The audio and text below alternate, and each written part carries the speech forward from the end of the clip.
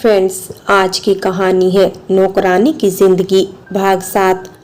पिछले भाग में आपने पढ़ा, प्रशांत से मिलने से पहले तो सुंदरी ने सोचा था कि पहले वो रामलाल के बेटे को खत्म करेगी, जिससे रामलाल जिंदगी से थोड़ा हताश हो जाए, क्योंकि अब उसके पास केवल उसका छोटा बेटा ही बचा है सहारे के लिए।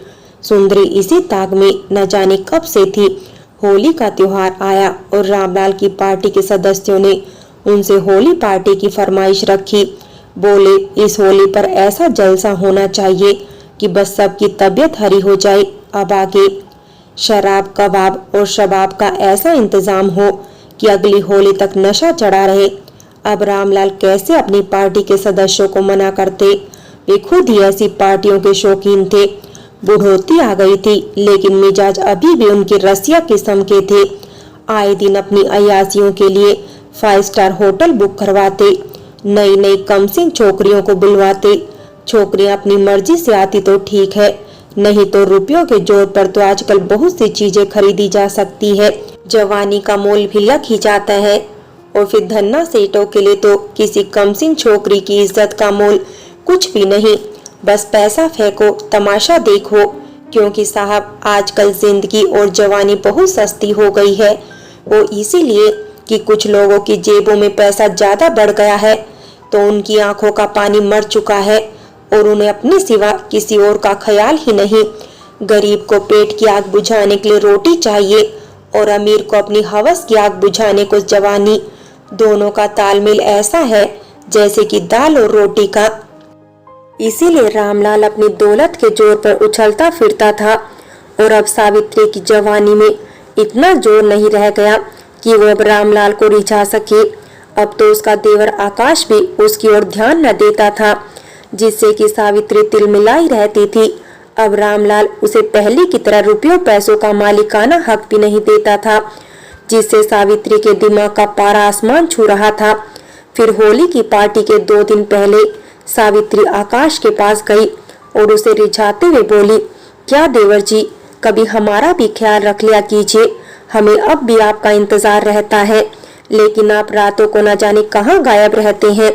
हमारी रात तो यूं ही बीत जाती है, बस आपका इंतजार करते करते। सावित्री की बात सुनकर पहले तो आकाश हंसा और फिर सावित्री से बोला, भाभी जी, अब आपकी बूढ़ी हड्डियों में दम नहीं रह गया है कि हमें खुश कर सके। अब आप केवल मांस की दुकान हो गई हो। अब आपकी पतली कमर कमरा हो गई है। नमक कम हो गया है आप में, और मुझे नमकीन चीजें ज्यादा पसंद है। अब आप में पहले वाला दम नहीं रह गया। मैं ठहरा जवान आदमी, कहीं मेरे छूने से आपकी एक आध हड्डी चरमरा गई तो इस बुढ़ापे में जुड़ नहीं पाएगी। कहीं आपको लेने के देने ना पड़ जाए, इसलिए मुझ पर ना सही अपने बुढ़ापे पर ही थोड़ा सा तरस खाइए।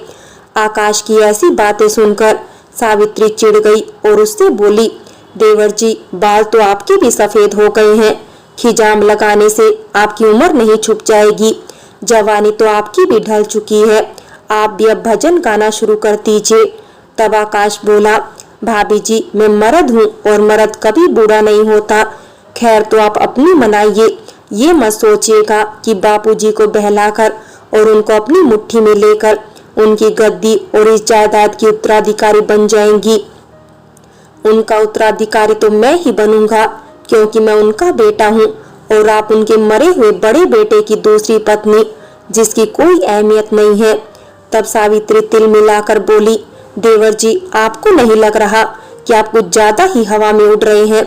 ऐसा न हो कि आपके पंख कोई कुतर दे और आप मुंह के बल आकर सीधे जमीन की धूल चाटते नजर आए। जरा जबान संभाल कर बात कर, 2 कौड़ी की औरत कहीं की।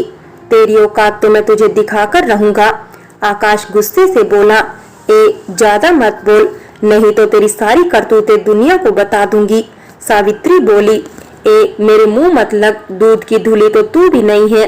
पराए मर्दों के बिस्तरों में घुसने वाली औरत तुझसे अच्छी तो धंधे वाली होती है। कम से कम अलग अलग घरों के मर्दों को तो चुनती है।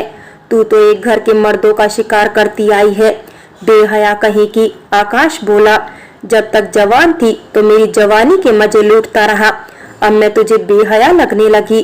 कमीने हराम के जने, मैं तेरा खून पी जाऊंगी और इतना कहकर सावित्री आकाश की ओर झपटी।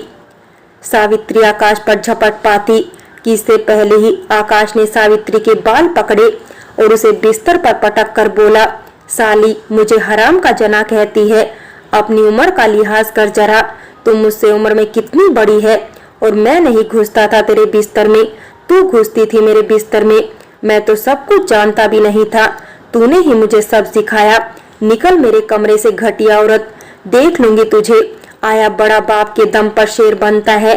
सावित्री बोली, हाँ हाँ तुझे जो करना है तो कर लेना, तुझ में हिम्मत है तो अभी यहाँ से अपनी मनहूस सूरत लेकर जा, पूरा दिन खराब कर दिया मेरा। आकाश बोला, फिर क्या था। सावित्री अपना सा मुंह लेकर आकाश के कमरे से चली गई, लेकिन उसने आकाश से बदला लेने की ठान ली थी। और इसी बीच जब होली की पार्टी का ऐलान हुआ तो सावित्री ने इस बात का फायदा उठाया और फिर झलसे की सारी तैयारियों का इंतजाम करने के लिए रामलाल ने सावित्री से कहा।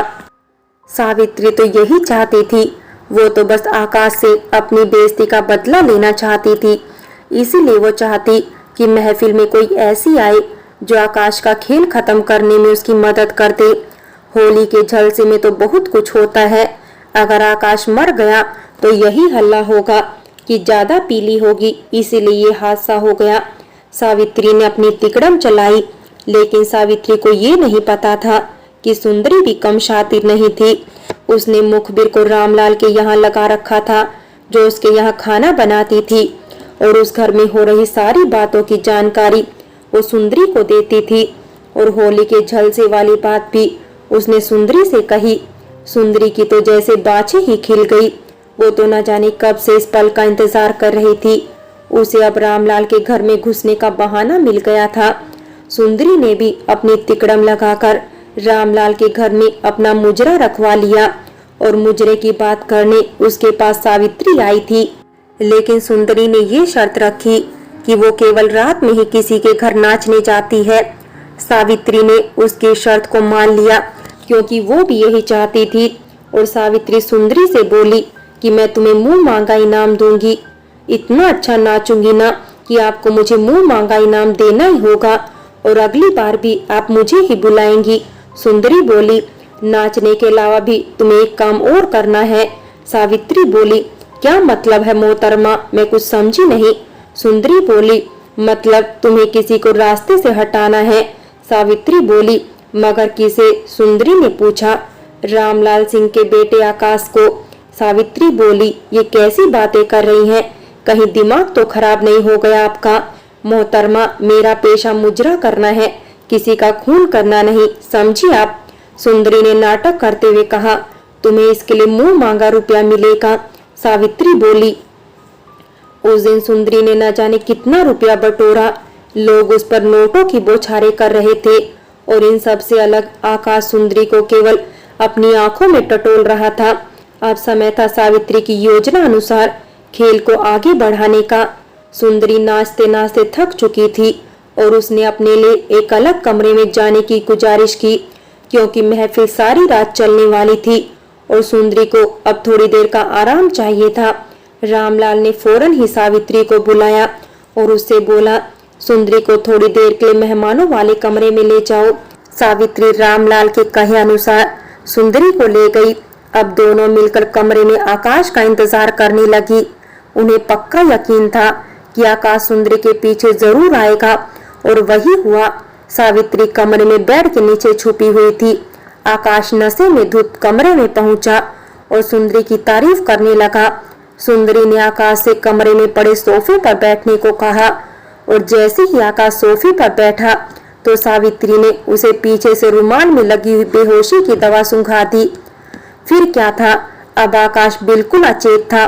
सुंदरी दोबारा महफिल में पहुंची और फिर से बहुत देर तक नाचती रही, और इधर महफिल खत्म होने के बाद पता चला कि आकाश नशे में धुत छत पर चला गया था और खुद को संभाल नहीं पाया, फिर छत से गिर पड़ा। महफिल के शोर से किसी को बहुत देर तक कुछ भी पता नहीं चला। फिर किसी नौकर की नजर पड़ी उस पर, तब उसने सबको बताया, लेकिन तब तक बहुत देर हो चुकी थी। सबने ये समझ लिया कि आकाश की मौत ज्यादा नशा करने से हुई है। नशे के कारण वो शायद खुद को संभाल नहीं पाया और छत से गिर पड़ा।